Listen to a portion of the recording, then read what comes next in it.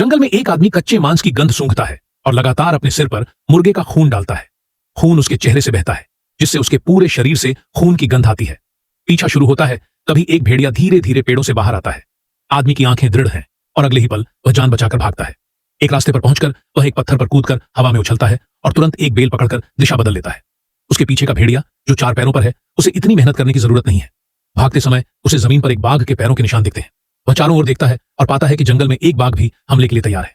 आदमी का दिमाग बहुत तेजी से चलता है। जिस पल बाघ बाहर आता है, वह हवा में उछलता है और बड़ी खूबसूरती से एक संकरी जगह से निकल जाता है। टकराया हुआ बाघ गुस्से में भूरे भेड़िए पर पंजा उठाता है, लेकिन आदमी तमाशा देखने के लिए रुकने की हिम्मत नहीं करता और तेजी से भागता रहता है। आखिरकार वह जंगल के राजा की गति का मुकाबला नहीं कर सकता।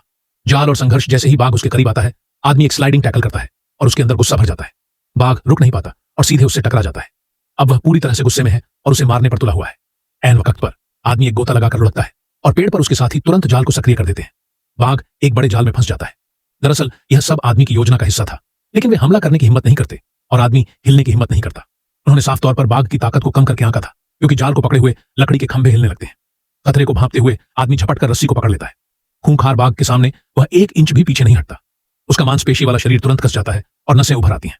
वह बस जाल के लोहे के छल्ले को लगाने ही वाला था, लेकिन पता चला कि रस्सी घटिया क्वालिटी की थी। आखिरी हमला और नतीजा, अब आजाद हो चुका बाघ जोर से दहाड़ता है और सीधे आदमी पर झपटता है। लेकिन किसे पता था, आदमी के पास एक और चाल बाकी थी। वह अपने साथी द्वारा फेंके गए एक गुप्त हथियार को पकड़ता है और हवा में उछलकर उसे बाघ के चेहरे पर निशाना बनाता है। हालांकि बाघ के हमले पर इसका कोई असर नहीं होता। अब वह केवल अपने शरीर की ताकत से ही हमले को रोक सकता है।